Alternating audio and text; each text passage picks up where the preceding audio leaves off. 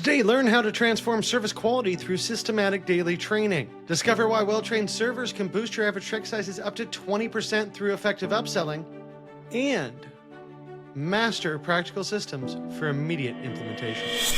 Hello, and welcome to the Bar Business Podcast, where we help bar owners increase profits, attract loyal guests, and simplify operations so you can avoid burnout and finally enjoy your life outside of your bar. I'm your host, Chris Schneider, the Bar Business Coach.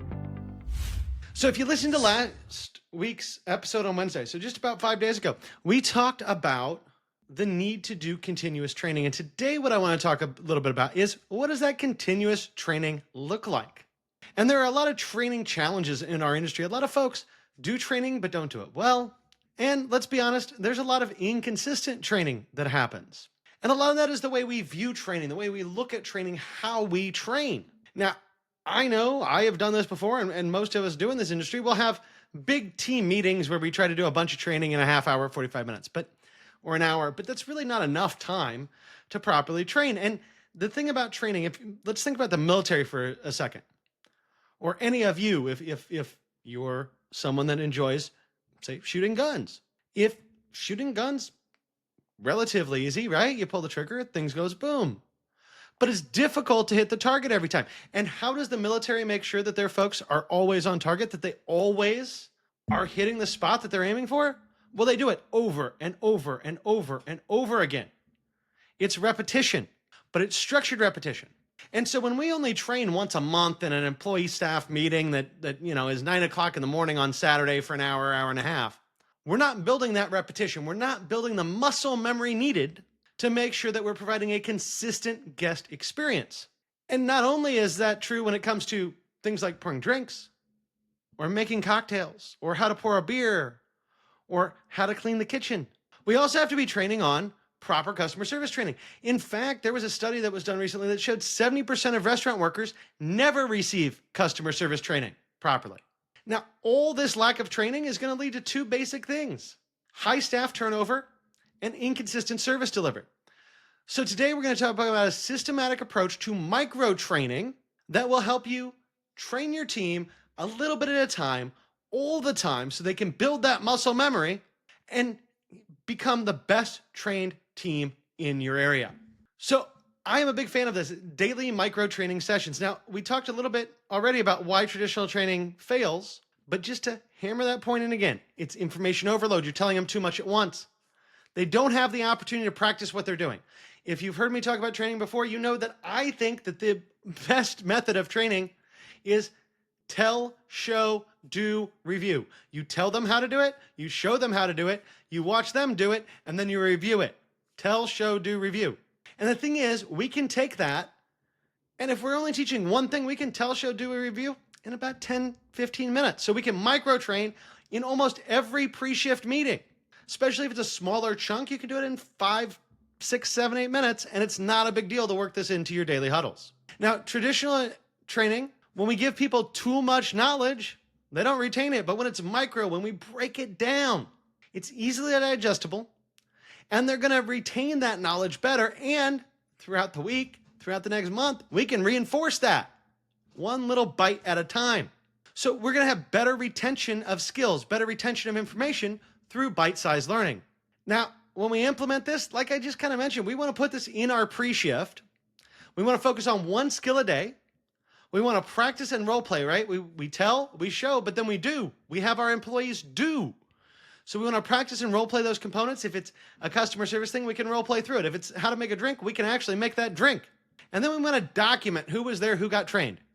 Because the last thing you want to do is get mad at an employee because they missed some training, or that you do these micro trainings and you have an employee that, hey, you know what, never works Monday, Tuesday, and they totally missed a component you're training on. You want to make sure everybody's getting the same training. So we need to document who's seen what and what they've learned so that we can hold them accountable to what they've learned and make sure that we've trained them properly. Now, in order to do this, we also need some critical checkpoints.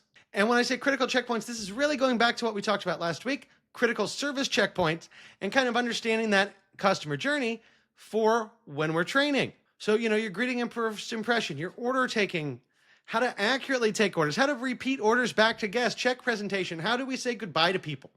And then we can also train methods for all of those touch points. So are we using specific scripts and standards? Now, I am not one. I've worked for chains before. I've told people, hey, you must follow this script. I think that's BS. Let's be honest here, especially in the bar industry, when we're trying to provide a really welcoming atmosphere for folks, especially in neighborhood bars where we're just not that formal, right? We're not going to provide scripts, but we can provide standards, outlines, ideas, talk through what we want people to do. We also want to have videos for demonstrations of practical skills. Now, I know everyone hates training videos, but sometimes an example can work really well. And some of this training, let's be honest, it's 2025. My podcast, for all intents and purposes, don't say this much, but I teach community college, right? And I teach hospitality. And so it's not different than a lecture I give to my students. And because of that, it's 2025. Guess what? You can do some online training too. You can give your folks videos to watch if you want, to cover different pieces. As a matter of fact, I think every training program should have some component of it that is digital, asynchronous, video, online type training. The other big thing that I think everybody needs here, and something that we don't do enough of, is reference cards, right? If you train somebody on something, give them a document that says it that they can refer to. And if you're smart, you're going to make the document the same size as a check presenter, so they can put that in their check presenter, have it there, and refer to it very easily. Now, the more consistently we train, the more consistent we should see our service delivery. The more consistent we should see our customer experience. We should see less errors and less complaints and enhanced customer satisfaction. So we measure the checkpoints, we develop training methods for each checkpoint, and then we will see this improvement. As long as you're reinforcing your training and you trained everybody properly, you will see this improvement as you move forward. Now, the other thing I really want you to do is to cross-train your folks. And when I say cross-train, yeah, okay, your line cook probably is not going to get trained to be a bartender, but your bar back can be trained to be a server, and your server can be trained to be a bartender. And heck, you could have somebody in front of house that's trained to serve, bar back, bartend, do whatever. But the more people that have more skills and are better at those skills, the more flexibility you have in scheduling, the easier your life becomes as a manager when someone calls out sick or someone needs to trade shifts or someone can't come in.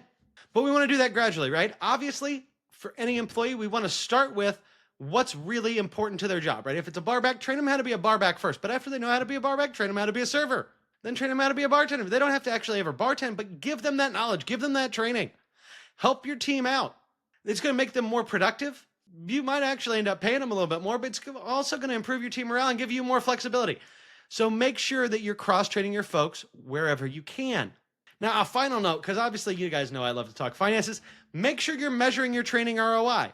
According to 2025 data that I found, increasing your spending 5% on training can result in 23% less turnover. 23% less turnover with 5% more spend on training. Now, I'm going to guess most of y'all aren't spending anything on training. So you might need to increase it more than 5%. But the bottom line here is the ROI on training is huge. And why does turnover matter? Because if you go to hire an employee, it's going to cost you $4,000, $5,000, $6,000, $10,000 to replace somebody that works for you. It's going to cost you very little to train them, make their environment better, help them be better at their job, help them make more money, not because you gave them a raise, but because they get better tips. So training is key, and creating a situation where you spend a little bit more money on training and you have a lot less turnover will make sure that you are always winning with your business. So to wrap us up for today, here's what I'm saying. Make sure that you create a systematic training system, follow the tell, show, do, review process, but work into your shift meetings, daily micro learning sessions. Focus on your critical service moments. Those pieces of that customer journey that we talked about last week. Do strategic cross-training to give you more flexibility and your employees better knowledge, and make sure those results are measurable and trackable. If you do this, here are some cool industry statistics that you might be able to achieve. 20% increase in check averages through upselling, a 23 to 30% reduction in staff turnover, and an increase in profit per employee. Less turnover, more sales, increase in profit. So look at your team meetings and see what you can do to help micro-train your team a little bit every day to improve them and your business. That about wraps it up for today. If you enjoyed today's insights, make sure you like, subscribe, and leave a review. If you are ready to take your bar to the next level, schedule a strategy session with me by clicking the link in the show notes below. Until next time, have a great day, and we will talk again later.